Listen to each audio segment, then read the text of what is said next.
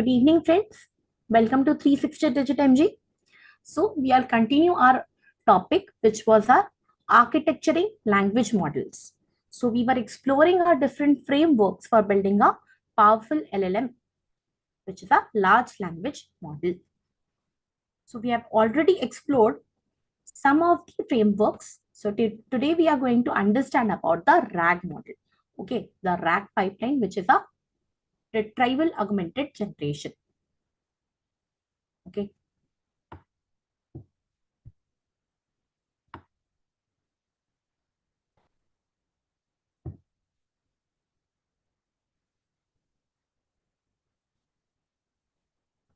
So this is our RAG pipeline. Okay. So what is RAG?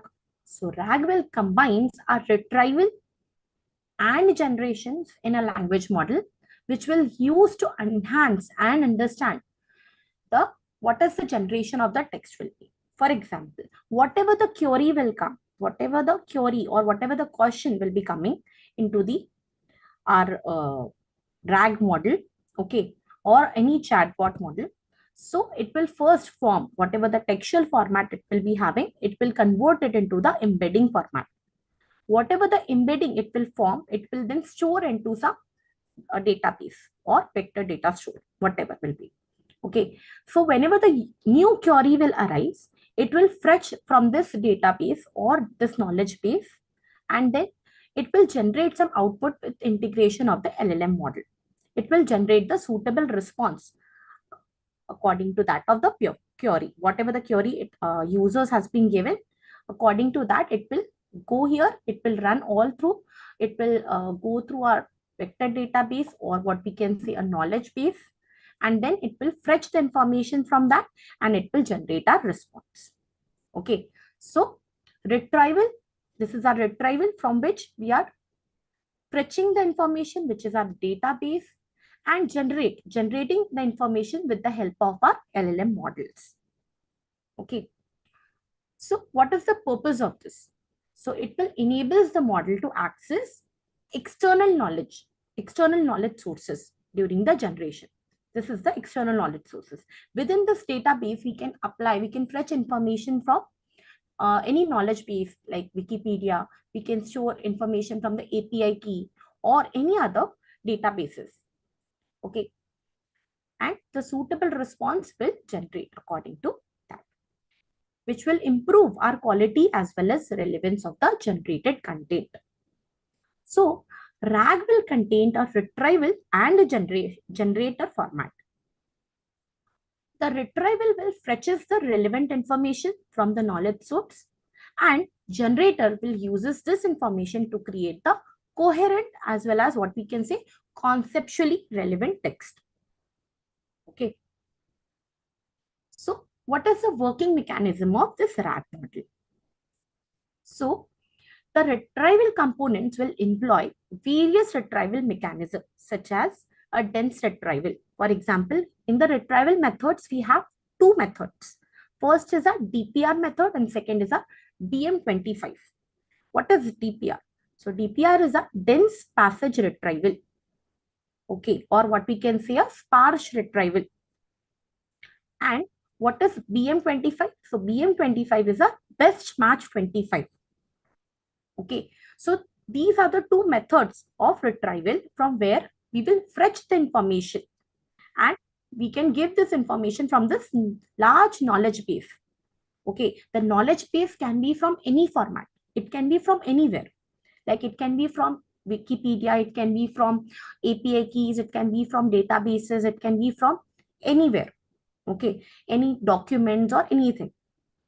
So it will fetch the information from that, and it will do a semantic search or any type of semantic search or coherent search, whatever the search it will be, and it will then fetch us the information which will relevant for that. Okay, and then generation process is there. So here in the generation process, this retrieved information, whatever has been retrieved, is then integrated into the generation process of the language model. Whatever the language model we are using, whatever the LLM model we are using. Okay, and then it will influence the content and give us the generated outcome. What is the it will use this content and the coherence of the generated text, and it will do some semantic search or any coherent search, and it will give us the outcome like this.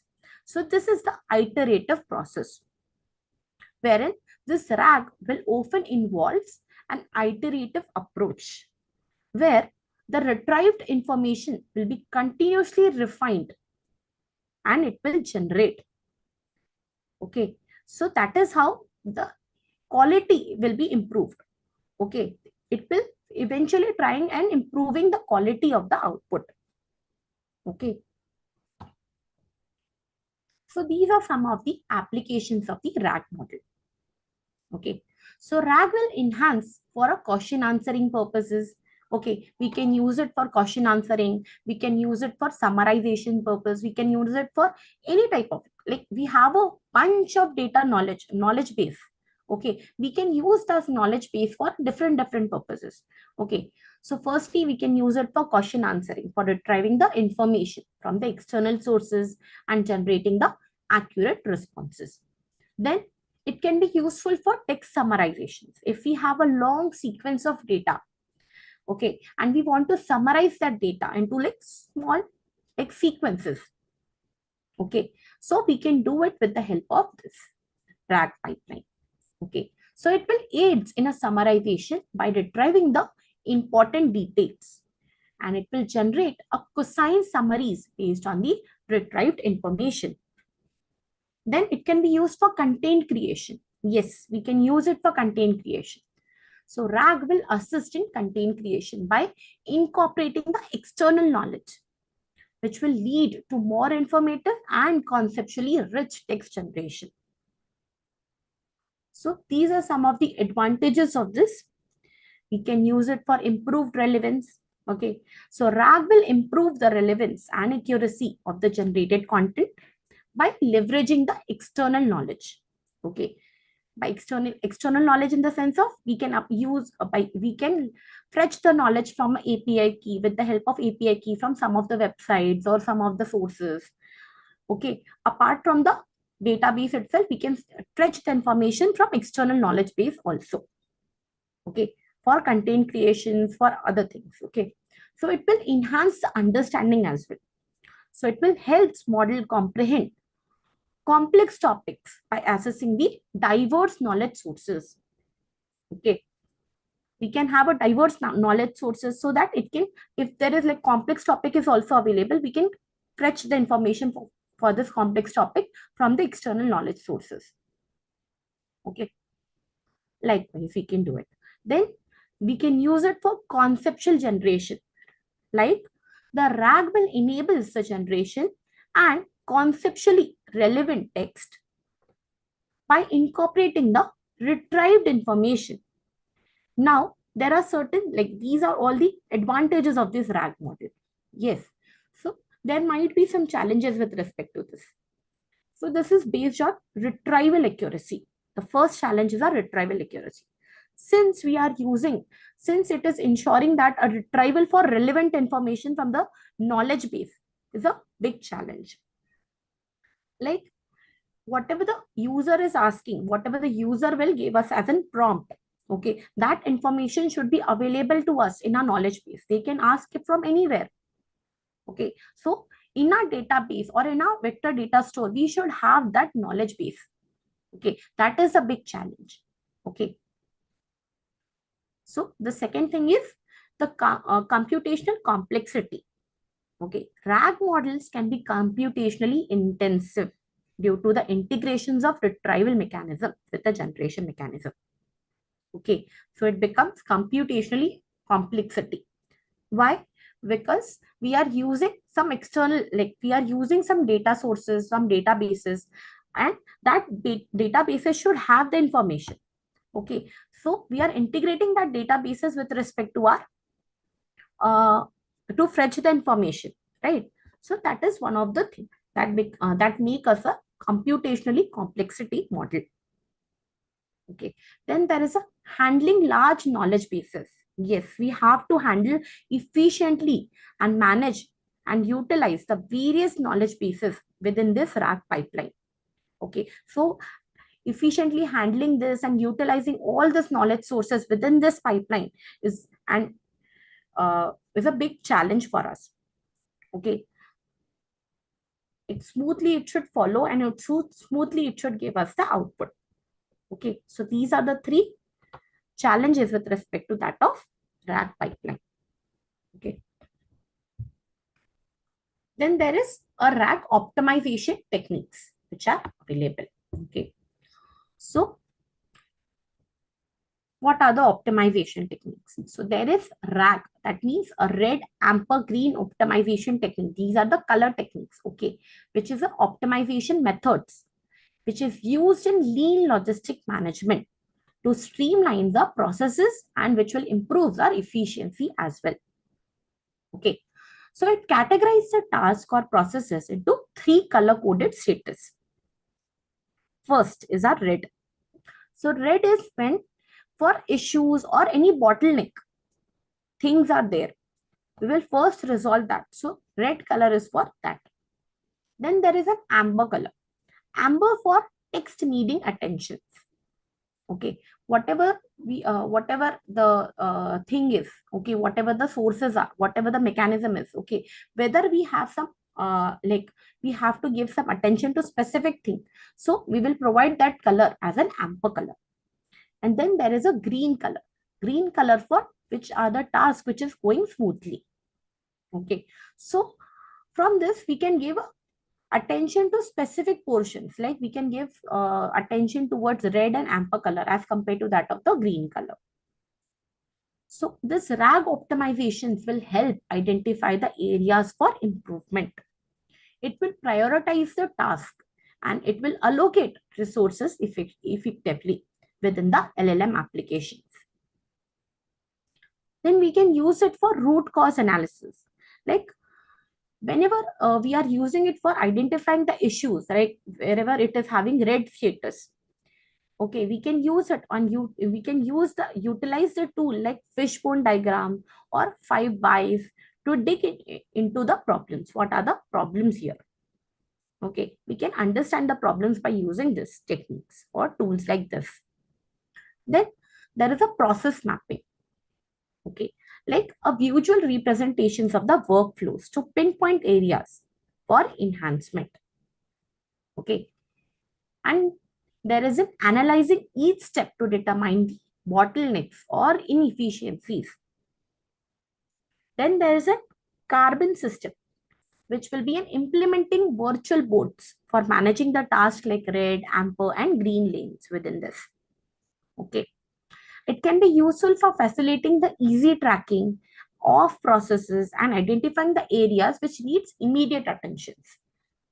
Okay, like this. Then implementations and benefits of this RAG optimizations. How we are going to implement this? Within this are these are some of the implementation steps. First, we are going to take a data collection. So whatever the data we are gathering, we will take it and we will give the matrix to that data on a process. Okay, before sending it to our LLM system as well. Okay, and then there is a categorizations, like we have assigned already red, amber, or green color statuses based on the predefined criteria. Then there is a continuous monitoring. So we are continuously monitoring and modifying. We are reviewing that. Okay, is it working smoothly or is it not? So we'll provide this. We will update the color to a red color, or we will update the color to a green color when it is working fine. Likewise. So these are some of the implementation steps. Then the benefits. We'll have improved efficiency while doing this. Okay, we will focus morely on the red and amber color task for quick resolutions, which will lead to what? Smoother workflows. Already green color task is already doing nicely or smoothly. So red and amber color we will give us the more focus, so that this will give us a quick resolutions. Then there is a resource allocation. We have optimized resource uses, which is based on a priority. okay, which will reduce our wastage. Okay, means whatever the things which are requiring more attention, we will focus on that, so that it will lead to reducing the wastage of the resources. Then there is enhanced decision making. Clear visual clues will aid in making the informed decision for process improvements. Okay, what is the whatever we are doing, we are creating a visual clues. Okay, within the visual clues we can see that, okay, it will, what are the decisions which will make us do a informed decision based on the previous decision. What is now, what we have to do further, and likewise we can have a visual clues, so that it will make us uh, decide what we have to do the next. Then there is a forward looking active retrieval augmented generations. Okay, that is a FLAIR framework. Okay, so this is after RAG, we have this forward looking active retrieval augmented generations, FLAIR. Okay, what is this FLAIR is? So FLAIR is an advanced technique in natural language processing that will combine active retrieval as well as generation. Okay, active retrieval and generation. Okay, now FLAIR will aims to enhance language models by actively seeking and utilizing the information during the generation process. Okay, it will actively seize and utilize the information what is there, and then during the generation process it will do that. Okay, and it will enable the models like NLM, okay, large language models, to produce more accurate and conceptually relevant output. Okay, so that we can use it for, if suppose the user query is something not written very clearly, then also it should give a more accurate answers or conceptually correct outputs. Then there is a key elements of the FLAIR. We have an active retrieval. So there are two methods for that, retrieval based and generation based. Okay, so here in the retrieval based methods, we will have an active search. We'll have an active search through vast information sources. Okay, we have gathered across a relevant context. Whatever the relevant context is, we'll have a vast information sources within that. Okay, the techniques will include a curing database, which will search through documents and leveraging the external knowledge repositories. Okay, and then we have a generation based. Generation based means it will generate information like just as that of ChatGPT. Okay, this is also one of the generation based model. Okay, as in how you will give a prompt, it will learn from that prompt. Okay, and it will provide you and it will generate for you, it will generate an output. Okay, if that output is not good for you, if it is not relevant for you, what you will do, you will again give them a prompt that no, this is not correct, I want this, I'm talking about this. So it will take your additional context and then it will give us the output according to that. Okay, so the generation based model will not take the information directly, it will not fetch the information directly, it will generate at the time of query. Whenever you are giving a query, it will generate according to your query, it will give us the output. And here in retrieval based, from a vast databases, it will fetch the information from the databases and it will generate the output. If suppose if any user will ask questions which is out of the context, out of the knowledge of this database, so it cannot give us the output, it will not give us a proper output. Okay, it will not give us the proper output, retrieval based. Now here, as I have told, it is one of the example of this type of is ChatGPT, which will employ a retrieved information to refine and improve the quality of the generated content. Information retrieved will help in providing the additional context. Okay, it will improve the coherence and addressing the ambiguity in the outputs. Okay, so it will based on, sometimes ChatGPT also have hallucinations. Okay, so you have to give proper prompt. Okay, exact prompt you have to give, so that it will not hallucinate more and it will give your output as you required. Okay, so this is one of the things. Then we have a practical implementation of this flare. Okay, we have a conceptual understanding. Then this flare will aids LLM in a better understanding, and it will incorporate the context from the diverse sources. It will enable more precise and relevant responses by considering a broader knowledge base. Okay, it will have a knowledge base. Okay, which will be a very book. For example, we have a two corpus. Okay, one corpus we have all the questions. For one question, we have all the questions available, and for one corpus, we have all the answers, relevant answers to this question. Suppose, what is data science? We can have one question, what is data science? So a user can ask questions in different ways. A user can ask this, what is data science? This question can be in different ways. Any users can ask in any way. Some users will ask in any way. Likewise. So whatever the questions they have asked, we will keep that question in our database. And what if for all this question, what is the answer? That will be one corpus. Likewise, we will collect all the knowledge bases and collect all the information in our knowledge base. Okay. Then we have an enhanced information synthesis. Flare will facilitate the amalgamation of multiple perspectives and information resources. Okay, means it will have a perspective from all the information resources, from Wikipedia to anywhere.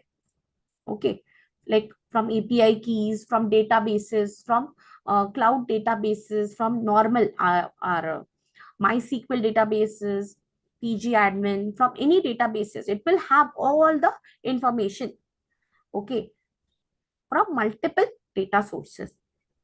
Okay, then it will enable the LLM to generate more comprehensive and more informative content. Okay, if we have more databases, we can have more informative and more comprehensive content we can provide. Okay, so this is it. Then these are the advantages and future directions of this flare. Improved accuracy. Flare will enhance the accuracy of the LLM outputs by incorporating the real time as well as relevant information. This is important. Real time as well as relevant information we should have. We should give. Okay. So this will give us the more accurate results. Then it should reduce bias and improves conceptual understanding for better communications. Means it should our content. Suppose we have a data which is more we have data from more from one side and lesser from the other conceptual side. So our model should not get biased towards certain thing. So it should reduce, the bias should be reduced within our data set. Okay, like if some person or some users will write a prompt like a boy or a girl, likewise, what is better and what is like that. So it should not bias towards certain things. So it should give a conceptual understanding for a better communication. It should reduce bias first. Okay, for that one thing. Then we have a future direction. What is the future direction towards it? So continuous advancement in this flare could lead to more sophisticated AI systems, which will be capable of nuanced reasoning and understanding. Okay, so these are all the future aspect. If we'll have this type of continuously, we will update this thing, so it will going to get better only. Okay, then potentials for applications in diverse fields like education, we can use it for healthcare, customer services, and many more. Like we are using it an AI tutor, we are using it for our purpose. Okay, we have a chatbot for our purpose. We are using AI tutor. You can ask anytime, anywhere. You can ask questions, you will get the answer from there. In the healthcare system, we are using it. Okay, we are using it for determining whether there is a tumor or no tumor. Okay, in a customer service sectors also we are using that thing, like if the customer will fraud or no fraud, so that we can lend him the loan or not, likewise. So we are using it in different domains. So this is it for today. Okay, so thank you for joining. This is it for today. Let's meet in the next lecture with a new topic. So we have concluded all our frameworks. Thank you for joining.